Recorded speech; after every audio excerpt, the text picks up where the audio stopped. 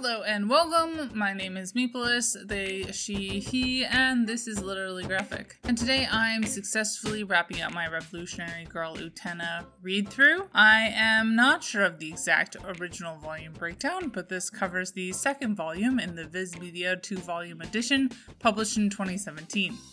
Check out my review of the first half, link in the cards.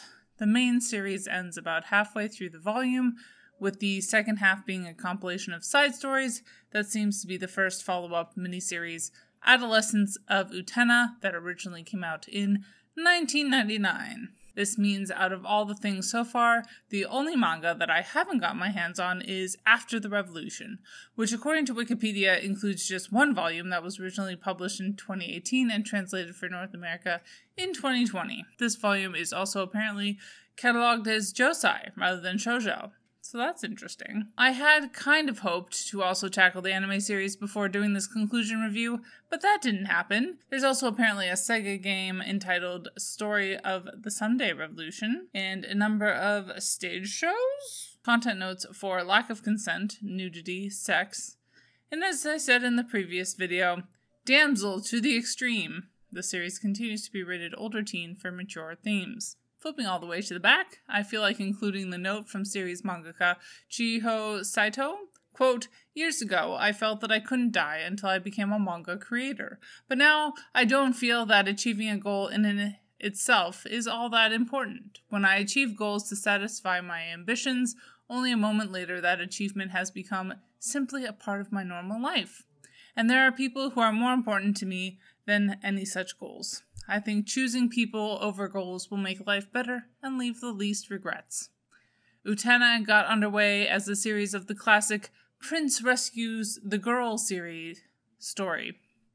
As a concept for entertainment, it was easy to understand, and it should have been acceptable to both the girls in the audience and to society at large. But the work that suddenly took up the lives of everyone connected with it became a complete reversal of the original concept. The fault lies in that Utena that was made by real live people, us.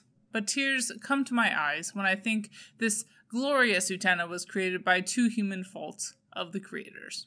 End quote. Next was a note from Kunihiko Ikuhara, founder of Papas, but I felt like it got too much into the weeds to be of interest here, so instead, here is the section of his page on Wikipedia about Revolutionary Girl Utena, which I found interesting. Quote, "Displeased over the lack of creative control granted to him, Ikuhara left Toei after the fourth season of Sailor Moon in 1996 to form his own creative group, Papas. Ikuhara had much more creative control over the anime, which he directed, than he did over the manga, which was written and illustrated by Chiho Saito. Notably, he also recruited composer J.A. Caesar, who provided the series' distinctive dual chorus tracks. Ikuhara stated that he had always admired Caesar, who had enjoyed popularity during Japan's 1960s student protest movement, and felt that Caesar's work, with its themes of revolution and changing the world, was perfectly suited to Utena. The series was a success, winning the Best Television Series Award and the Kobe Award at Animation Kobe 97. Papas collaborated again in 1999 to produce a Revolutionary Girl Utena movie, Adolescence Moku Shiroku, with an accompanying manga, again authored by Saito. Ikuhara also helped supervise the production of other Utena-related works, including a Sega Saturn video game and stage musical. Papas disbanded after the release of the movie. Ikuhara supervised the production of the English dub of the Utena movie. Checking the quality of the translation, he expressed strong distaste for the idea of his work being censored or changed to seem more American, and made sure such changes were not apparent in the US release. End quote. Keywords that came to mind finishing this series: sacrifice, family, kingdom, castles, kisses, princess, and free will versus programming. Since we already looked at the series synopsis in my previous video, let's go over the volume description over on Goodreads for the Adolescence of Utena manga. Quote, "A liberal adaptation of the movie by the same name, The Adolescence of Utena veers wildly from its original source. More direct than the anime and more mature than the original manga series, this version of Chiho Saito's fractured fairy tale blasts Utena straight into the iconic stratosphere. End quote. Scrolling to the bottom of the Utena Wikipedia page, there's a section entitled Influence and Legacy with an extensive quote from Rebecca Sugar that I thought you all might be interested in, as I was. For context, if you aren't already aware, Rebecca Sugar was one of the creative minds behind both Adventure Time and Steven Universe. Anyway, the quote, Utena was an epiphany for me. The way that it plays with the semiotics of gender. I was a bisexual teenager watching a show like Utena. It was stunning. I related to it in a way that I had never really felt before, and it really stuck with me. I love that she, Utena, decides that after being saved by a prince, that she wants to be a prince. It's great. Utena is so extreme that it's funny. That was a huge influence on me as well. That something could be so dramatic and so beautiful, but also wacky.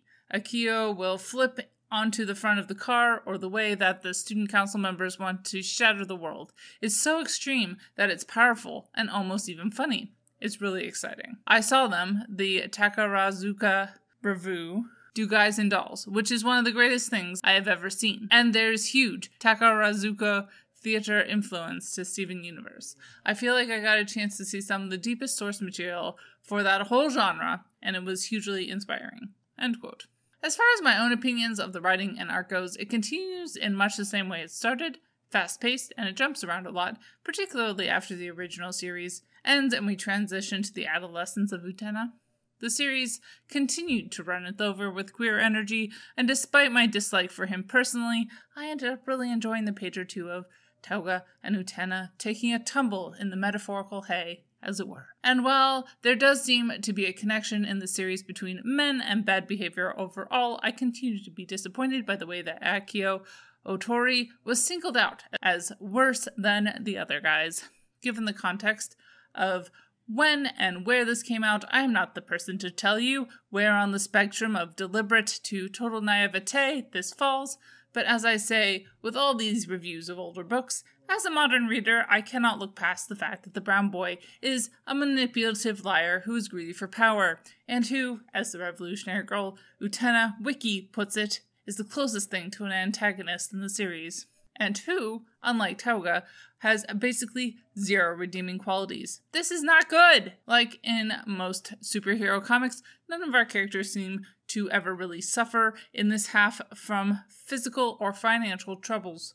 Everyone is able-bodied, and are we sure money even exists? To conclude, not for everyone. There's a lot about the series that has aged rather badly, but I can also see how this influenced and inspired a lot of queer animation that has been produced since, many of which have carried these influences into much less problematic waters. If you find yourself intrigued, it's definitely worth flipping through.